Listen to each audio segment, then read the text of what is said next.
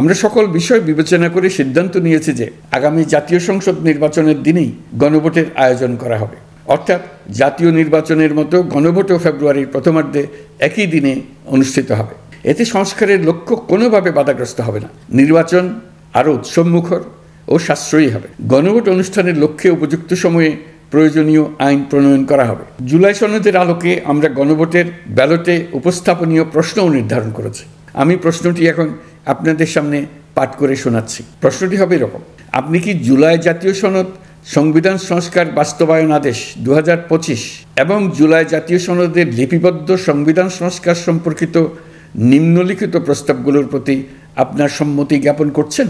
ক, নির্বাচনকালীন সময়ে তত্ত্বাবধায়ক সরকার, নির্বাচন কমিশন এবং অন্যান্য সাংবিধানিক প্রতিষ্ঠান জুলাই সনদে বর্ণিত প্রক্রিয়ার আলোকে গঠন করা হবে। খ, আগামী সংসদ হবে 2 কক্ষ বিশিষ্ট। জাতীয় সংসদ নির্বাচনে দলগুলোর প্রাপ্ত ভোটের অনুপাতে 100 জন সদস্য বিশিষ্ট একটি উচ্চকক্ষ গঠিত হবে এবং সংবিধান সংশোধন করতে হলে উচ্চকক্ষের সংখ্যাগরিষ্ঠ সদস্যের অনুমোদন দরকার হবে।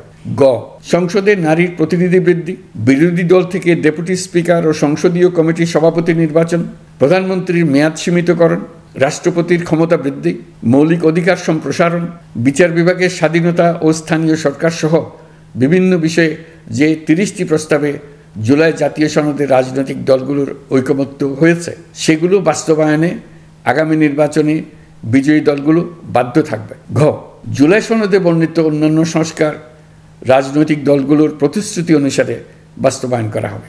গণভোটের দিন এই 4টি বিষয়ের উপর একটি মাত্র প্রশ্নে আপনি হ্যাঁ বা না ভোট দিয়ে আপনার মতামত জানাবেন। গণভোটের সংখ্যাগরিষ্ঠ ভোট হ্যাঁ সূচক হলে আগামী সংসদ নির্বাচনে নির্বাচিত প্রতিনিধি নিয়ে একটি সংবিধান সংস্কার পরিষদ গঠিত হবে। এই প্রতিনিধিগণ একই সাথে জাতীয় সংসদের সদস্য হিসেবে দায়িত্ব পালন করবেন। পরিষদ তার প্রথম অধিবেশন শুরুর তারিখ হতে 180 কার্যদিবসের মধ্যে সংবিধান সংস্কার করবে।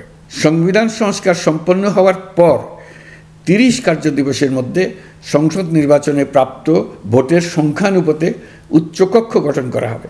এর মেয়াদ হবে নিম্নকক্ষের শেষ কার্যদিবস পর্যন্ত।